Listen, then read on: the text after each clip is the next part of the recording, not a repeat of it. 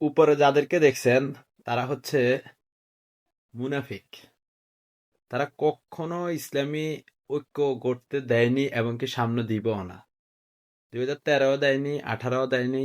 এখন এই এই সুবর্ণ সুযোগও তারা এটা বানচাল করে ইসলামী দলকে বিচ্ছিন্ন করার পায়তারা করছে। হ্যাঁ, এরা শুধু ধর্ম ব্যবসায়ী, লোভী। আর যারা একটি সিট পাওয়ার যোগ্যতা নাই, তারা যেখানে 40 সিট কনফার্ম। হ্যাঁ, তো তার থেকেও তারা মনে করেন যে 100 সিট লাগবে তাদের, অথচ নিজেরা একা করলে এক সিটও পাবে না। এদের দোনোভাই হচ্ছে মনে করেন যে একজন মুনাফিক, দালাল।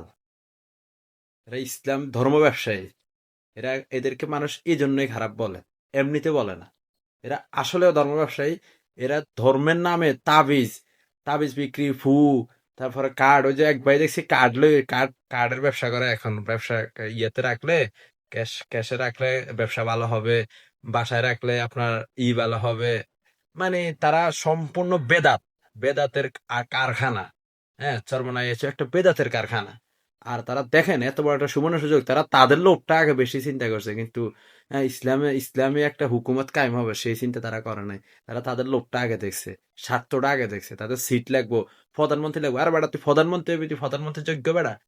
তুই আরবিতেও কথা বলতে পারস না। আমি দেখলাম যে আরবি ভাষার মানুষের সাথে কথা বলে দোভাষীতে, দোভাষায়, মানে উনি বাংলাতে বলে আরেকজন আরবিতে বলে শিখাইতে। এত বড় পীর, আরবি জানে না সে, আরবিতে কথা বলতে জানে না। আবার হে মনে হয় যে প্রধানমন্ত্রী না রাষ্ট্রপতি, এরা আগে দিত, তারপরে হবে। মুনাফেক, ধর্ম ব্যবসায়ী, তাবিজ ব্যবসায়ী, ব্যবসায়ী, কাঠ ব্যবসায়ী, দালাল।